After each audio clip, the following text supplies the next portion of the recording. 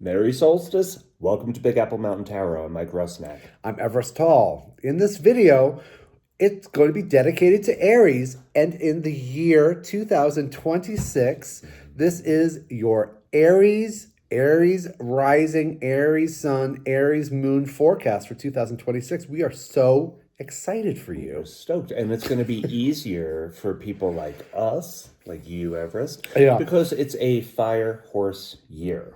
Gallop.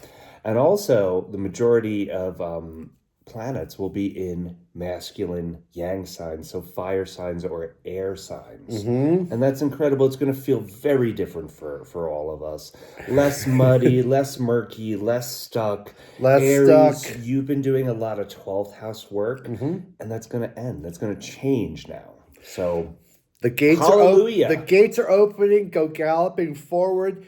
Your planet, Mars, is not going retrograde this year. Your planet is not going retrograde. It is going forward. You're moving forward with all your plans and your projects and your passions, and the whole world is going to be so much better. And you for have it. a lot of inspiration with Neptune moving into your sign and Saturn as Yes. well. So exciting. they have been bouncing around in Pisces forever, right?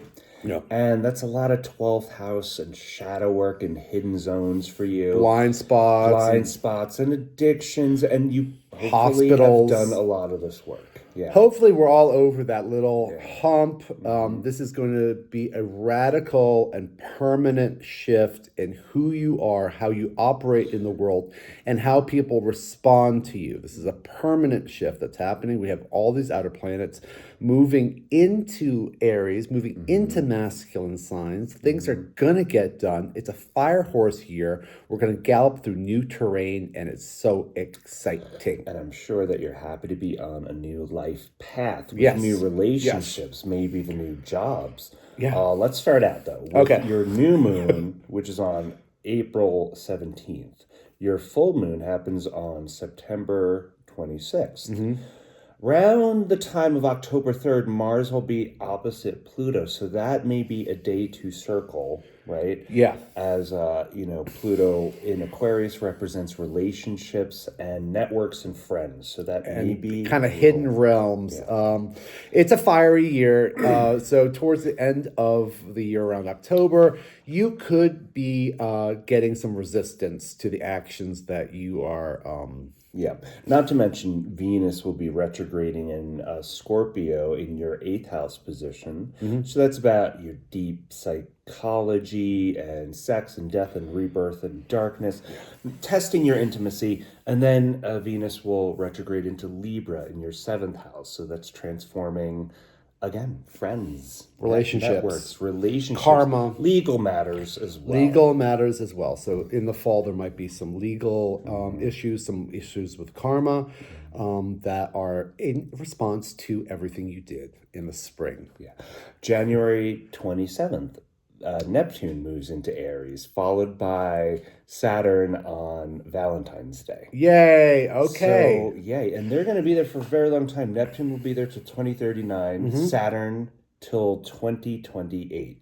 Okay. Long transit. That's a long transit. So what is Saturn in Aries about? Saturn is in its fall in Aries. It is not about building rules. It's not about building structures. It's not about punishing us for cutting corners. Saturn It is tries. There. It tries. It sure does. Saturn is kind of disintegrating old ideas, old concepts, old structures. It's kind of disintegrating what we don't need anymore. And Neptune is there together. Neptune is inspiring us. Inspiring us to dream something into reality. This is the dream becoming real. This is the goal becoming real. Saturn is making things real while the dream of Neptune is happening. Yeah. If we have a goal in our life, we can concentrate on it, and it's going to start to chug along. And keep yourself very flexible too. If you have a lot of planets in fixed signs, this may not be so easy because this year is going to be a lot of fire and air, and that means combustion, right?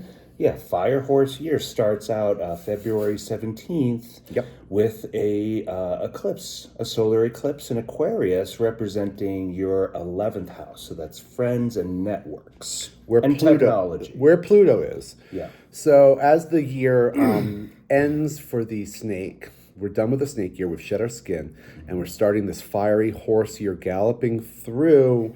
We have this Pluto action. This Pluto is kind of like deep power, transformation. It's in Aquarius, our networks. So there could be perhaps a crack in our networks and a total shift in who we are friends with and our goals, more importantly. And maybe who we think of as friends. Who we think of. What is friendship? What is network? Yeah. What is our common goal? And like Aquarius isn't really a business sign, but it's got goals. It's got goals that are achieved through groups. A little heavy on the quirk. A little heavy on the quirk to get the business done. Yeah. A little weird, but we have goals. A little outside the box, but that's outside the box is what we need. Right. Yeah. So perhaps as this Fire Horse year starts, you could have an inspiration of like, oh, wait, my goal has shifted drastically. And if you imagine a horse running through a terrain, through a landscape, it weaves and it jumps and it gallops and it has a lot of fun. So there's this kind of like gambles. There's this gambling kind of galloping happiness energy going on here. So February 17th, 11th house eclipse for you, Aries, followed by March 3rd, a 6th house eclipse in Virgo. Right. For you. So that's about your routines, your health, maybe even your pets. Right? Maybe even your pets. But most likely your routine and your gut health. Last year was Virgo was in the South Node. So there was a lot of problems with routines, a lot of different jobs in different locations, a lot of traveling back and forth, a different setup of like where I got to go, it's like what I got to do. Through Jello. I know a few Aries that I love who've had like 10 jobs last year. It's just like they just couldn't hold it, and like they had to reinvent. And all this time they're doing this North Node shadow work, right? Which was in Pisces, right? Yeah. So it's about your 12th house. It's about your addictions. This year's going to be a bit better. This year we're getting out of that. So I hope your day-to-day schedule relaxes. Going to be a lot more about your friendships. Yeah. And who you know and what you do with them. Right. August 12th, there is a solar eclipse in Leo representing your 5th house. So that's fun, love, joy, children, creativity, romance. Artistry. August 28th. 2 weeks 12th. after that is a 12th house eclipse in Pisces. So there may be an echo of all the work you've done in the past year. Right. So, right around then. So we're finishing up what happened last year with these eclipses. We're going to wrap it up nice and tidy, and we're going to move on. Chiron has been in your sign for a long time now. Chiron is the wounded healer. Right? Can't heal themselves, can only heal others, can heal themselves through healing others. Right. So how's that been? Yeah. How has that been? That isn't the most comfortable to have Chiron in your first house, messing with your whole world. From June to September, Chiron is going to move into your second house position. Yay. So that's your comfort, your luxuries. Your literal money. Your literal money, but your values, how you enjoy your five senses. So that may be a time where there's a little bit of a shakeup in that second house. Right? If you feel, and this is going to sound a little contrary, if you feel like you're out of money and you're like really strapped, share. Share with other people. This is a friendship kind of year we're doing with networks. Have a potluck. Transforming through friendships. Yeah, have a potluck dinner. If you feel like you're at the end of your dime, just invite friends over and have everybody make a little meal. Sharing what you have helps to kind of alleviate that pressure from the coin purse. Uranus moves into Gemini on April 25th. All right, so after Uranus moves into Gemini, Uranus and Pluto will be in trine, which is so much better for you. So much better. So much better. Uranus is really happy in Gemini. Gemini is an air sign. Uranus is Really at home there. yeah. Uranus is like very electric. It's very thoughtful. It's really deep kind of reprocessing of our information, the way we think of things. The way that we communicate, the way we transport ourselves, the way we do business. Yeah. There's going to be a revolution in that area too, and it's there for a long time. If your thoughts have been really muddy and you haven't been able to focus properly and you can't really wrap your head around like how to communicate with other people, it's going to get a lot easier. And people will actually be able to listen to you and understand what you're speaking of and why you are doing all these things that you do. And hopefully there'll be a lot more friendship and camaraderie with you where people understand you deeper. It's going to be a paradigm busting year though. But keep flexible because Gemini is mutable energy. It's a conversation.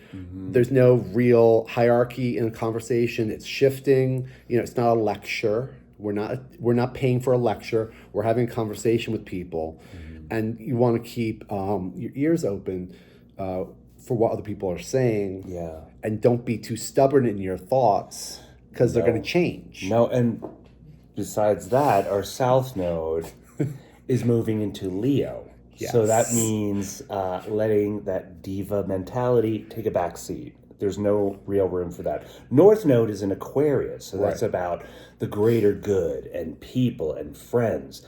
Jupiter is moving from Cancer, where it's spending a lot of time deepening our empathy and getting us to relate with our hearts. And that is moving into Leo in July, at the same time as our South Node is moving into Leo. So that's a contradiction, A little bit. Well, now Leo is the fifth house.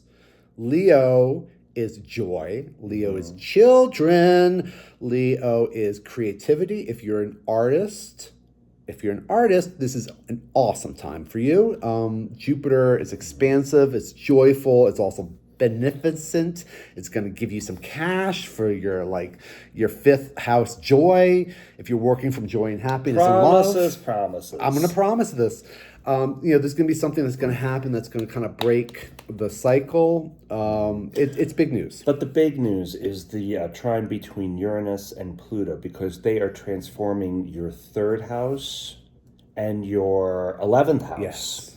So it's about siblings and communication and front stoop politics. And then that trine's your 11th house of networks, friendships. Trine who is you helpful. have known, who you hope to know. Triangles are super helpful. A trine is really good. And you can't have all these trines without having some sextiles. Sextiles. Sextiles.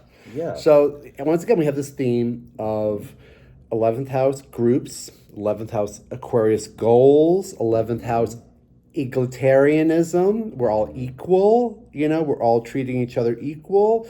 We all have our own thing to bring to the table. There's new friendships. There's new goals. There's an evening of the playing field. There's a definitive shift, though. We're going to feel ourselves a little bit sleepy, a little bit murky through January, and as we get back into work through the holidays. And then starting February, you're going to notice that difference, Aries. You're going to feel like, oh my God, I have all this mental space now. Mercury, talking about this, Mercury retrogrades 3 times this year. February 26th to March 20th in Pisces, June 29th to July 23rd in Cancer, and October 24th to November 13th in Scorpio. So mental planet retrograding in emotional signs. Yeah. So there's going to be a recalibration between our mental and our emotional state. Yeah. Now, this is actually kind of interesting and very important. The outer planets are moving to the masculine signs, but our personal planet, Mercury, which controls our thoughts and our communication, is going to be in water in retrograde. So water is emotions. Water is the fluid that we kind of all swim in. That Pisces energy, that spirituality. So perhaps, and I hope, there will be a deepening of our empathy and our compassion for one another. In addition to that, perhaps a telepathic empathy that happens. Empathy and telepathy are connected. Telepathy is an emotional space that you share with other people. Do you know what I'm thinking right now? I don't know. Because I'm all in my words in my own head. Okay. I'm not feeling, I'm thinking. Are you sure I'm a very strong sender? You are a very strong sender. Sure? Oh, you're. I think you think I'm wonderful. I think you think I'm real smart. So Mercury is going to be in the water. It's going to like really deepen our compassions. Aries, dear Aries, we all love you, but sometimes We're not saying that there's not going to be any water or earth. We're saying that the outer planets are in masculine signs. Yeah. Fire or air. That's Right. That's what clarifying. Right, and Mercury is going to be in water. Aries, I'm going to give you a little warning, as I always give my Aries a warning. Your actions have consequences to them. And sometimes your actions are so brave and so daring that it freaks other people's out. So just be aware of the other people in your life and in your society. Just be aware that your personal planet, Mars, does not retrograde. So that doesn't leave enough time for review. No.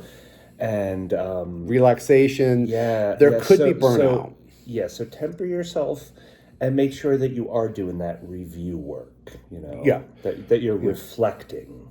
Don't hold back your actions for fear of other people. No. But be aware that there's other people on the planet that aren't in Aries.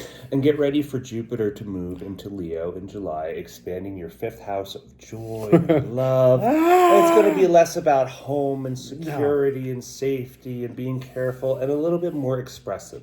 So just gird yourself for a more expressive year. A more expressive year, more artistry, more creativity, more mental dexterity. If you are in the mood, if it's the time of your life where you want to have a baby, the summer is a wonderful time to start that. July, that sounds nice. And it's just such a good year for you guys. I'm so happy. It's about friendships. It's about friendships Just and love and camaraderie. Friends, yes, goals. Less 12th house work, more 11th house work. So enjoy. I hope that was clear for you. If you have any questions, just in the comments, or you can email us. We love you very much. Be very kind and have fun. Bye-bye.